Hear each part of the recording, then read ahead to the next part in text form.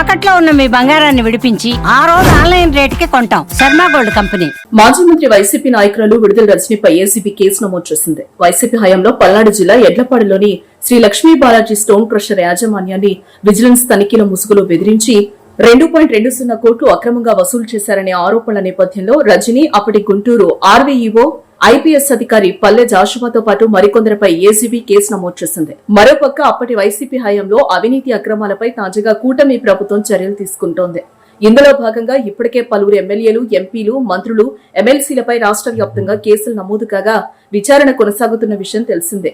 ఈ క్రమంలో మాజీ మంత్రి విడుదల రజనీతో సహా మరికొందరిపై తాజాగా కేసు నమోదు కావడం ఇప్పుడు చర్చనీయాంశమైంది.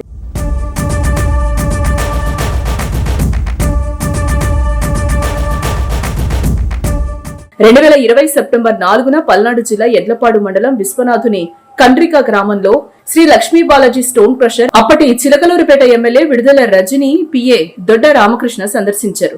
స్టోన్ క్రషర్ పై దాడులు చేయకుండా మూయించకుండా ఉండాలంటే రజనీని కలవాలని హుకుం జారీ చేశారు.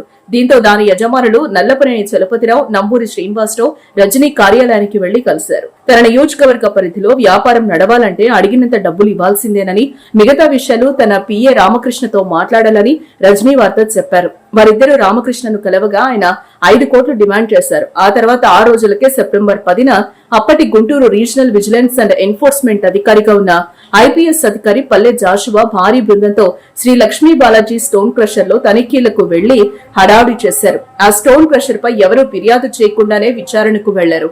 అప్పటి విజిలెన్స్ డీజీ అనుమతి కూడా తీసుకోలేదు. విజిలెన్స్ ప్రధాన కార్యాలయానికి తనిఖీల సమాచారం ఇవ్వలేదంట. విచారణలో వెల్లడైన అంశాలతో నివేదిక సిద్ధం చేశారు. ప్రభుత్వ ఖజానాకు ఎంత నష్టం వాటిల్లిందనేది అందులో లేదు. ఈ నివేదిక డీజీపీకి సమర్పించలేదు.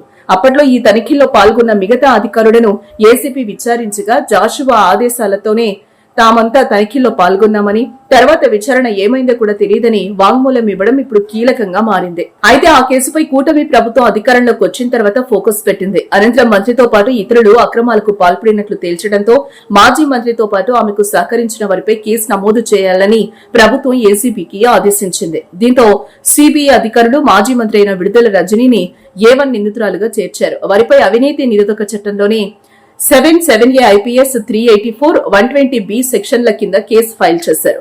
అయితే మంత్రి అక్రమాలకు అండగా నిలిచినందుకు గాను ఐపీఎస్ అధికారి జాషువాను ఈ కేసులో 2వ నిందితుడిగా చేర్చారు. అలాగే డబ్బుల కోసం మైనింగ్ వ్యాపారిని బెదిరించిన విడుదల రజనీ మరిది గోపితో పాటు ఆమె వ్యక్తిగత సహాయకుడు దొడ్డ రామకృష్ణను ఏసీబీ నిందితులుగా పేర్కొంది. అవినీతి నిరోధక శాఖలోని సెంట్రల్ ఇన్వెస్టిగేటివ్ యూనిట్ నిన్న ఎఫ్ఐఆర్ నమోదు చేసింది.